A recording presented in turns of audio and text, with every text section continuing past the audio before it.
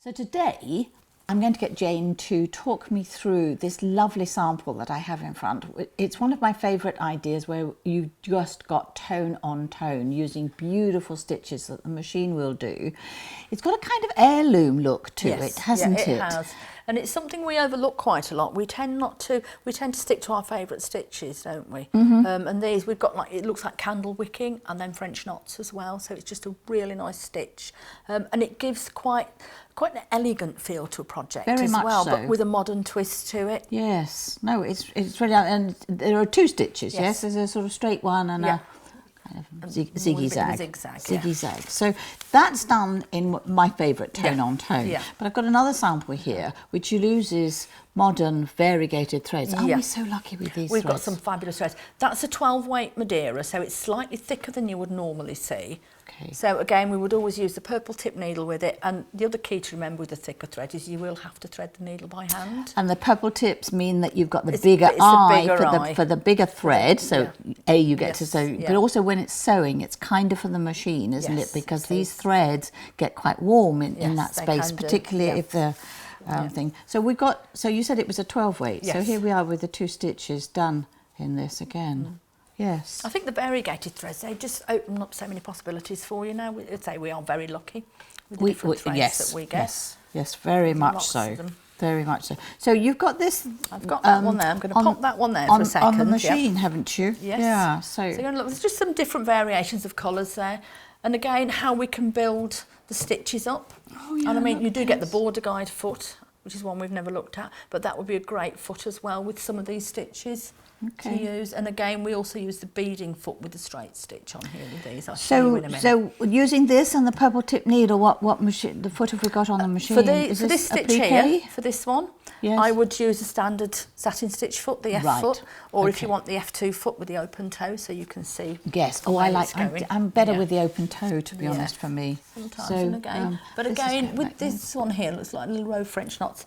This is the one I would go for. That one. It's got a multitude of uses. I don't think I've ever sewn beads on with it, but I've sewn a myriad of other things with it. I love covering cords with it and things like that. It's really handy foot. But it's great because, let me just pop it out here. Because it's designed to it's only the strung beads that you can sew with these, but it's designed so you've got, I think we can see that little groove in the middle. On the underneath, so it allows the heavy with the French knots. It allows them to go through, so we get a really good finish. Doesn't get stuck when it goes over here. No, so it's a really nice foot. Yes. A lot of feet have got multi-purpose uses. If you look at them, you can do lots of different things. And with them. Turning them over really tells you their purpose. If there's a hole in it, it means it's going over something, doesn't it? And it's designed to do that. Yes. So going back to this though, this relationship of the thread to the needle is equally important. It's very important. All machines. Also, again, it won't go through the needle thread. It won't work for you. So please just thread it manually. Yes. And do those. So I'm going to pop this up now. I'm going to get this out. And these stitches that we're using today, we're using stitch number 6 today in the decorative. Okay. Which is here. So I've already got it selected on the machine. Right. Okay, so I'm going to pop this foot off and take this one off. I always do it manually. Take that out of the way. Oh, I've run off with your foot. If I could have the beading foot back, thank you. Then it just clips on like a normal foot, nothing different. And there we go, that's on. You're not sure, make sure it's on there. And then we can literally just pop it underneath. I'm going to come down here and put the thread in.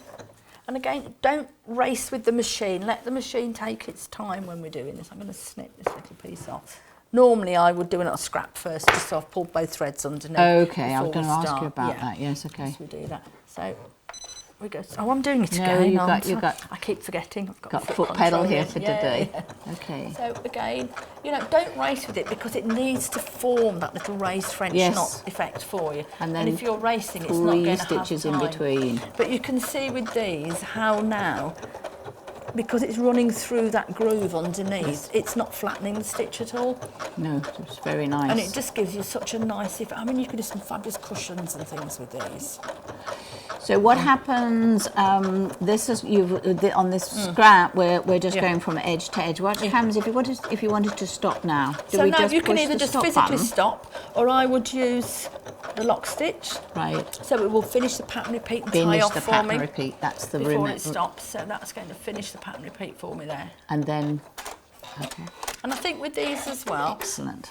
We've looked previously at the bridge stitches, so you could put a bridge stitch in between if you want a larger gap in between them. There's all sorts of different ways it can use these stitches. The other one that's really nice, I'm going to pop these out, we've got them, is we can use it for inserting tapes and lace.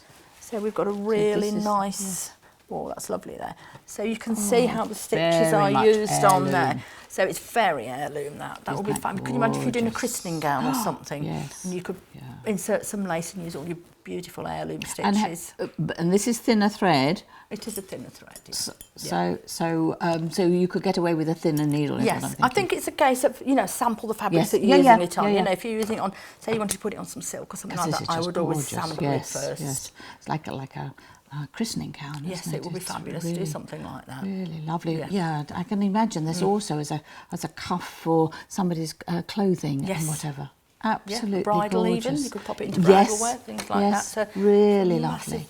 So that's the stretch. So this is worked exactly the same way. You just dial up. But you stitch can't number obviously 7. you can't use a beading foot with that, because the beading foot is designed. It's not designed for the needle movement that we've got on there. So you go back to the satin foot. I would put the satin stitch foot on for that, definitely. And then again, when you get to the end of your work, you press the here, which would or finish alternatively, the you can take your needle up and take your work out and then cut the threads and tie it off that way. It depends what you're making and where you're finishing. But this finishes the actual stitch run, doesn't it? It does, by using that stitch. But it's just a beautiful way of using the stitches differently on the machine, and also using the stitches. You know, when you look at stitches, sometimes you overlook what you can do with them if you're not careful. I think so too, and I think in today's world, this combination of the wonderful threads we have and these decorative stitches is really inspiring. Thank you, Jayne.